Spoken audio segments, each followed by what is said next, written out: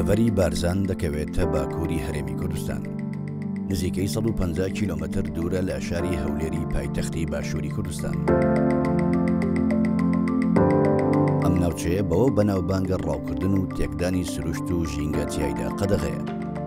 هەر ئەم تایبەتمەندیەیە وای کردووە ببێتە شوێنی توێژینەوە و هاتنی پسپۆرانی بیانی و با دوای پێکهاتە و جۆر و چەندێتی ئاژەڵ و باڵندە بگەڕێن و بایەخی پێ بدەن.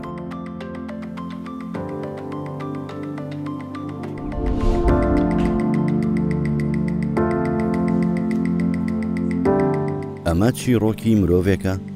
ڕۆح و هزری خۆی بۆ ئارەزوویەکی پڕجوانی و هەستی مرۆڤایەتی تەرخان کردووە. ڕۆژانە وەک ئاشقێک کە بۆ ژوان بچێت، ئەم پیاوە بەرەو خۆشەویستە هەرە گەورە و جوانەکەی ملی ڕێگا ئەگرێتە بەر.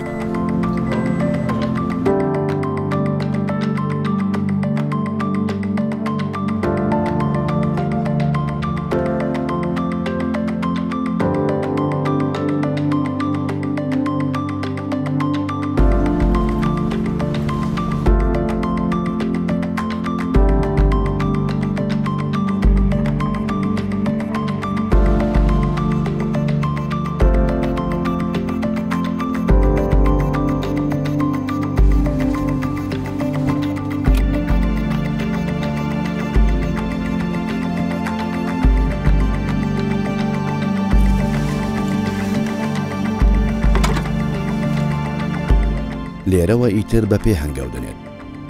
سەختی و دژواری ڕێگا و ڕێڕەوەکەی هیچ بەلایەوە گرنگ نییە. لای ئەم ئەوە گرنگە دەبێت بگات بە باوەشی خۆشەویستەکەی کە سروشتە.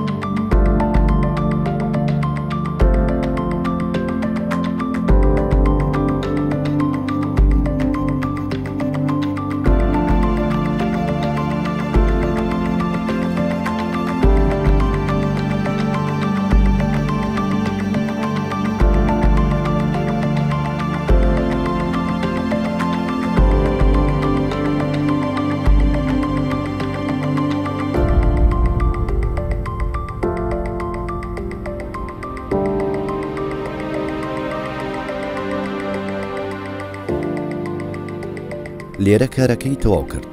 بەڵام حەزەکەی خۆی هێشتا تێر نەکردووە. ئەم زۆر چاک نهێنیەکانی جوانی ئەم دەڤەرە دەزانێت.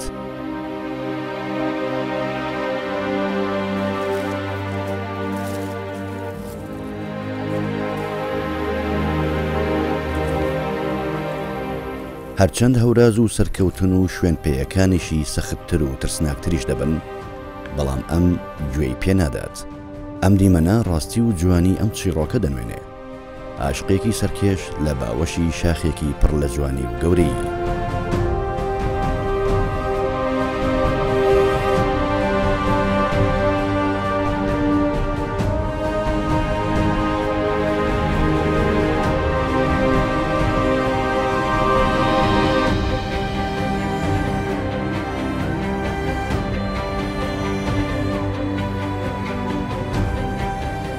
زۆر جار ئاوا لە نێو گەشتەکەی شتی ناکە و سەمەرە دەبینێت. بەلای ئەمیشەوە ئەمانە هەموو چیرۆکن و دەبێت یادگاریەکانی خۆی تێیدا تۆمار بکات.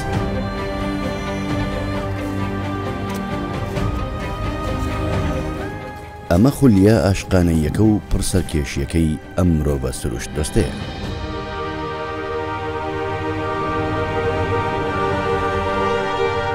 ئەم تێڕوانین و سەیرکردنە قوڵە پڕن لە هەستی حەزکردن لە گەڕان و کەشفکردنی هەموو وەردەکاریەکانی جوانی خۆشەویستەکەی.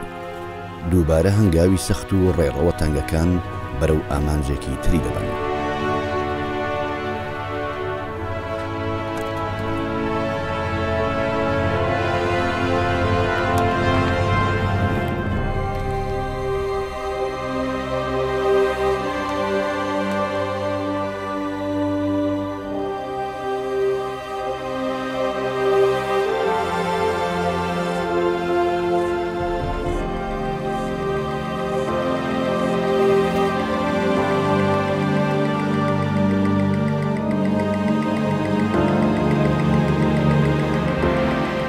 کامێرایی لێرە جێگیری دەکات بۆ کاتی شەوە،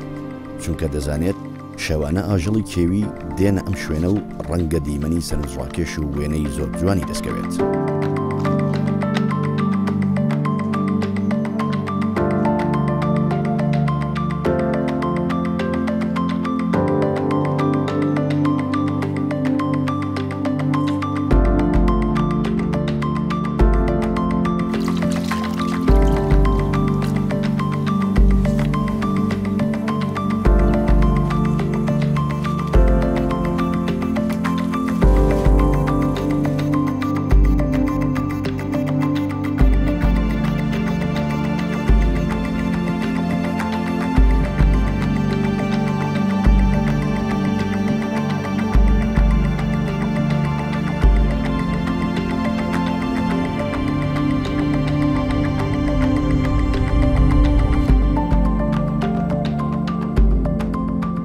ئەم سیحر و جوانیە کە هەموو مرۆڤێک سەرسام دەکات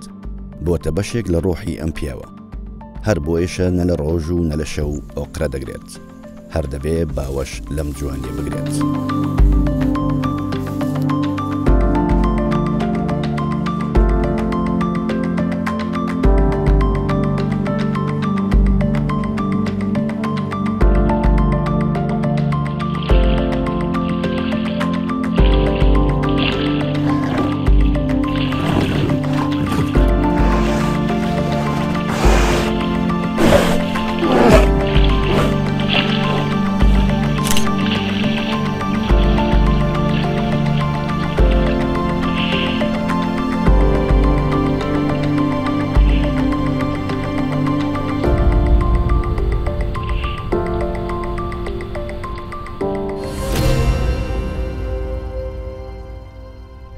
ئەو شتانەی محەممەد سدیق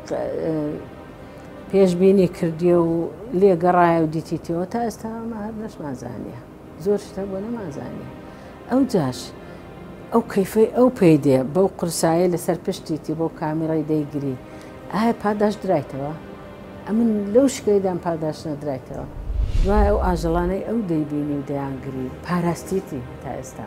ئەوە سەروەتێکە بۆ کوردستان. شتێکی محەممەد سەدیق زێدەتر 145 جورên balında hatiye digel wêneyê kar kiriye bo polînkirin û tasnîfkirina wan. Ev kara renga zêdetir ji bilî hindê ku karê kesekê akademî wekî karekê zankoyî te ejmal kirin. û dişên bêjin di maroja dişê bîte serçawek,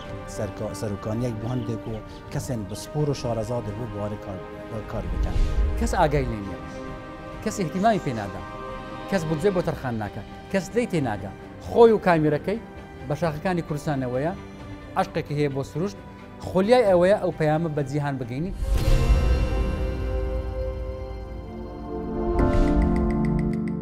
ئەم جارەیان وەک پسپۆرێک دەزانێت لێرە دەبێت چۆن هەڵس و کەوت لەگەڵ سروشت بکات.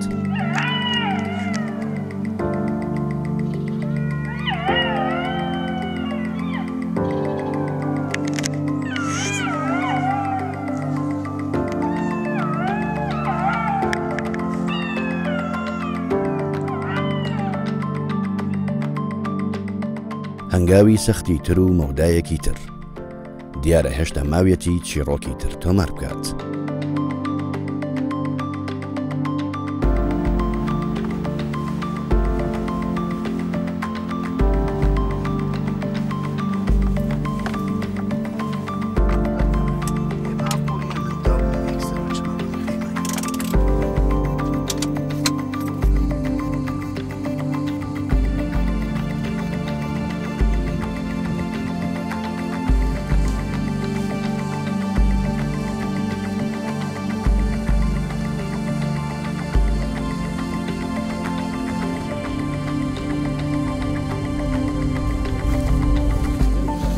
سروشت هەر خۆی فێری کردووە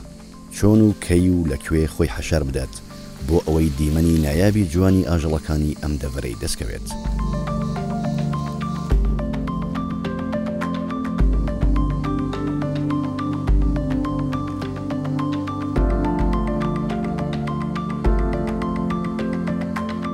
ئەم دوو چاوە پڕ حەزن، پڕن لە تێنوێتی ئاشقانەی ئەم مرۆڤە پڕهەستە بۆ سروشتە جوانەکەی ئەم دەڤەرە.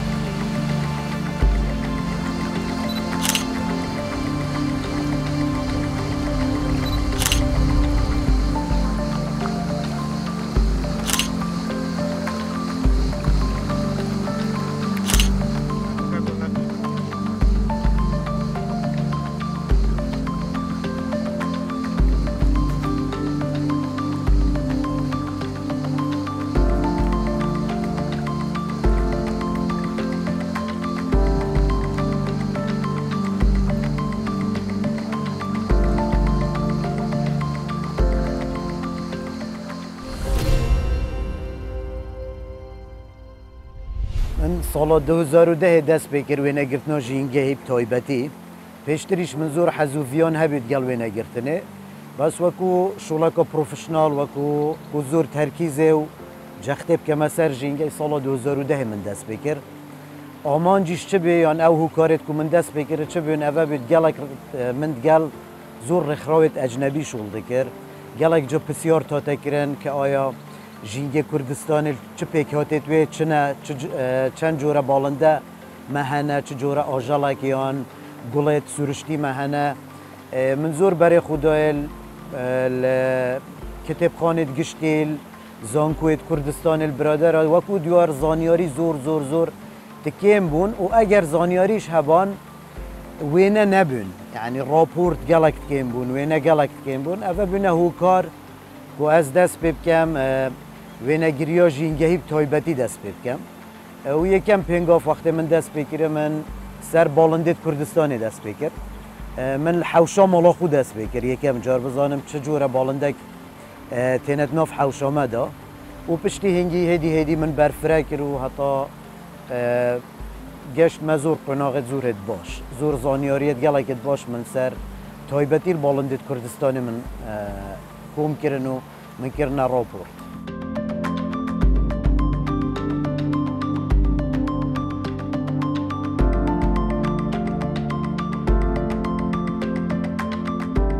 یەکەم جار کە من دەستم پێ کرد هەندێک سیر بوو پێش وەخت من نەتزانیمە چەند جۆرە باڵندە هەنە یعنی من پێ ئەو چێت بیت دوو جۆر سێ جۆر باڵندە هەبن لە کوردستان بەس وەختی من دەست پێ کرە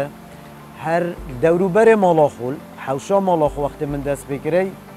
هەتا 10 جۆرێ باڵندە من دیتن و من تەسویر کردن زۆر بۆ من سرنجڕاکێش بوو و بیا هاندەرێک و هەندێک دوورتر بچم یعنی بچم بۆ شاخە دوورە دەستەکان بچم بوو ناو دۆڵ و نەهاڵ بچمە سەر ڕووبارە بچمە وانجیان بزانم چ جۆرە باڵندە مەهەنە ئەجا زۆربەی هەرە زۆری ئەو باڵندێت و من تەسویر کرەی وێنەگرتەی نوێ بوو بۆ من بۆ نمونە باڵندەکی هەی نۆڤێوە ڕووبینە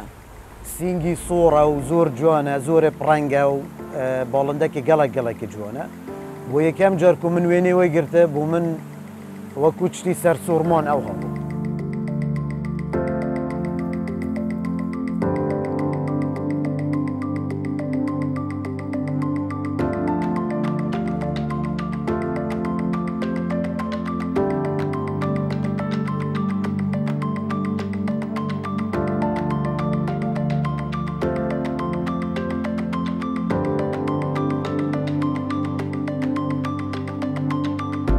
ئەمەی کورد گرفتەکە سەرەکیۆمە ئەوە لە دنیادا بە تەنها بە ئەوە ناسێنراوین کە بڵێن ئەنفال کراینە شەڕمان کردیە لەگەڵ حکوومەتی عێراق هەر پێشمەرگە بووینە ئاوارە بووینە ئەمن یەکێک ئامانجەکانم ئەوە بوو کە شێوازی تریشمان هەبی شێوازی تری خۆناساندن بە دنیا شێوازێکی مەدەنیانە و سیڤیلمان هەبیتن کە ئێمەش ژینگەیەکی جوانمان هەیە خەڵکمان هەیە کە زۆر بڵێن پەرۆشی ئەم ژینگەیە زۆر حەزیان لێ ئەو ژینگە پارێزراوە بی بوو نمونە لە دەڤەری بارزان کە لە ساڵەکانی 1960 دەستیان بە ژینگە پارێزی کردووە و ئێستا وەکو سامانێکی نەتەوەی لێ هاتووە بۆ ئێمە هەوڵمدا کە ئەمە بدەمە ناساندن بە کۆمەلگای نێودەوڵەتی و بە کۆمەلگای خۆشمان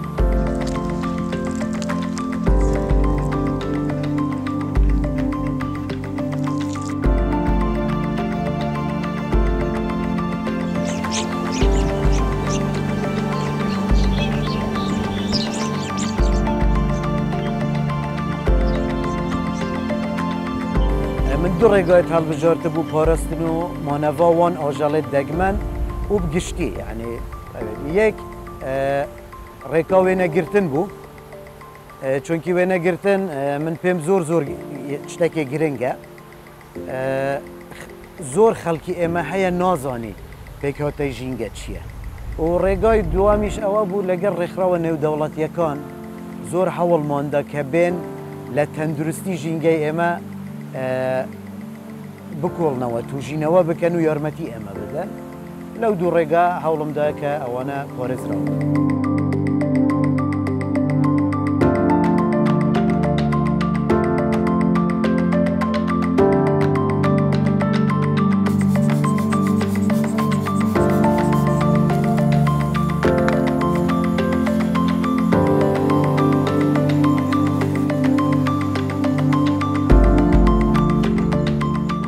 شتەکان یەکەم ئەوەیە زۆر ئەمە ئەبێ بچین بۆ شوێنە دوورە دەستەکان بۆ ئەوەی باڵندە و ئاژەڵی دەگمەن وێنە بگری کەواتە بارێکی قورسمان پێەیە کامیرا و ئەو بڵێن ئەو کەلوپەلەی کە ئیشی پێ دەکەین بارێکی زۆر قورسمان پێەیە ئەبێ خۆمان بیبین ئەمە یەک زۆر زەحمەتە زەحمەتی دووەم کاتێکی زۆری دەوێت یعنی لەوانەیە هەندێک ڕۆژ چەند سەعاتێک بە پێیان هاتوچۆی بکەن 4 ساعت 5 ساعت حتى 6 ساعت بووە ئەمە هەر لە شاغ بووینە تۆ ئەچی بۆ ناو ژینگە ڕوبەرۆی ئاژەڵی درڕندە دەبێەوە ئەوە یەک مەترسیە دەبی زۆر ئاگاداربی کە خۆت بپارێزی و یان ئیشێک نەکەی کە ببیتە هۆی کوشتنی ئاژەڵە درڕندەکە لەبەرەوەی ئیشی مە هەمووی لە پێناو ئەوەیە کە ئاژەڵەکە بناسین و زیاد ببی لە ژینگەی کوردستان و هەڕەشەی لەسەر کەم ببی ئەمە یەکەم مەترسی دووەم ئەمەیە کە ئێمە کە دەردەچین لە بوو شاخ لەوەنە چەند سەعاتێک لە ڕێینە تووشی کەم ئاوی دەبی تووشی کەم خواردنەوە دەبی تووشی کێشەی تەندروستی دەبی زۆر جار لەبەرەوەی دوورە دەستە ئەوانە هەڕەشەن هەمووی لەسەر ژیانی ئێمەی وێنەگر لە ژینگە شوێن هەیە زۆر شاخاویە سەختە یعنی هەر هاتوچۆی بەم شوێنەنەدا بەخۆی مەترسیە لەسەر ئەو تیمای کە لەگەڵت دێ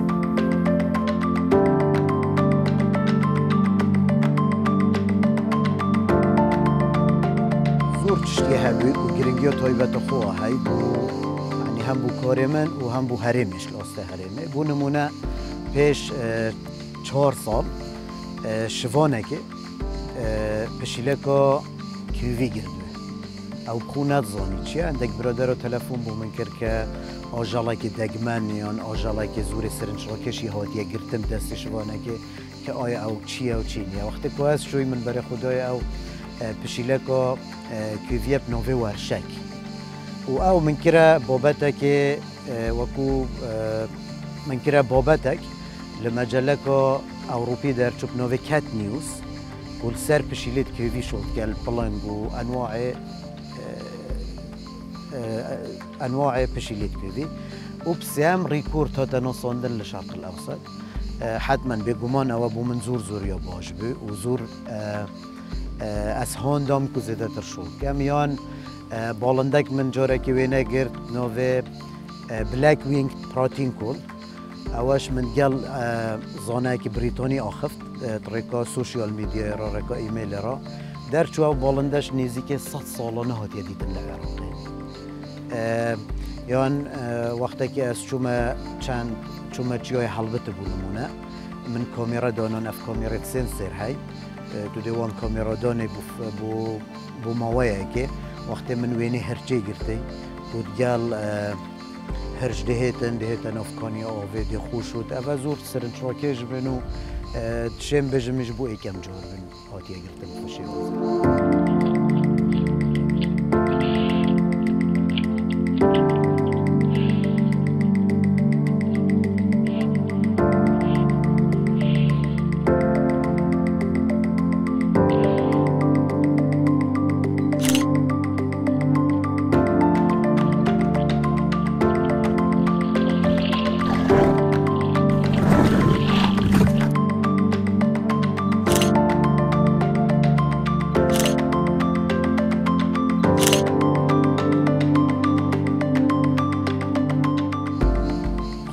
كم هاو كوري من بابي من دو او الدو تجربة خو زور شارزایی هبول او کی بالنده مهاجره کی بالنده مهاجر نیه چجوره بالنده هیلانت کل کردستانه چجوره هیلانه نا که باستید پاریتن او یکم سرچاوه من بابي من دو راستی او زور هارو کاریا من کرد بس پاش من حاول دا کو نوید زانستی بالنده خراب بزانم نوید وانت کردی بزانم و زیاتر شوازکی زانستی بدما شغل خویی و نگرتنیل البر هندی از شو من هندی کتاب پیدا کردن سر بالنده ناسی سر آجل ناسی و دویره که را من هندی ناسیار پیدا کردن لدولت اوروپی بونمون الالمانیا آکادمیه که یبناوی آکادمیا مونیخ من پیوندی هاید گلوان او یارمتی من تدن وهندك زانای دیت هندك مؤلف من دیت نوید کو کتاب نویسیل سر بالندت روشالات نوین من پیوندید گلوان چکر اوان آروکاریا من کر و هندك برادرت مشيت هاي الزونكويت كردستاني وشارزايا كزورة هاي البولندا او جي زور زور كوريا من كان لناصينا فان بولندا وزانياريت زورت باشته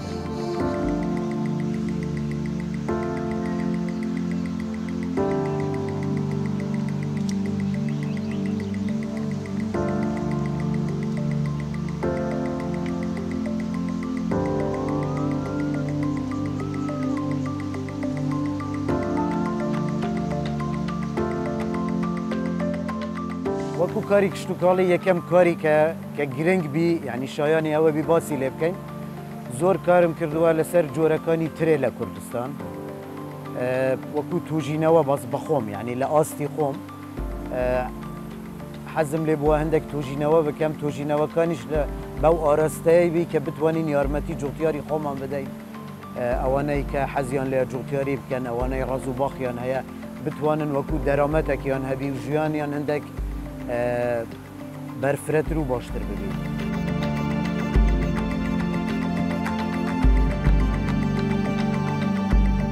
خوی ام کردستان ما جینگه که گله که جوان میه های سرشته که زور جوان میه های سرشته که زور دولمند میه های سرشته میه دولمند دل همه جورت و هم لعنی دارستان و هم لعنی بالندا و آجالا و او بخو اف سرشته جوان پیوسته بیت پروسته بدویه همه هاروکار به نفس سرشته بیت پروستن و هر ایک لمالا خو و الشولا خو دی پیچه بید و سرشته پارزیتن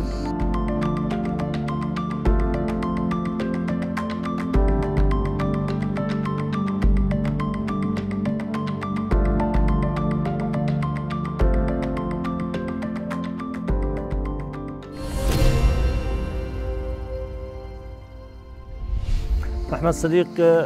زور زحمتك جدتش محمد صديق زور جمعية ديت الناشونال جيوغرافيك رسمة بيدان يعني مجلة ناشونال جيوغرافيك رسمة دوسيك من ديت الداناي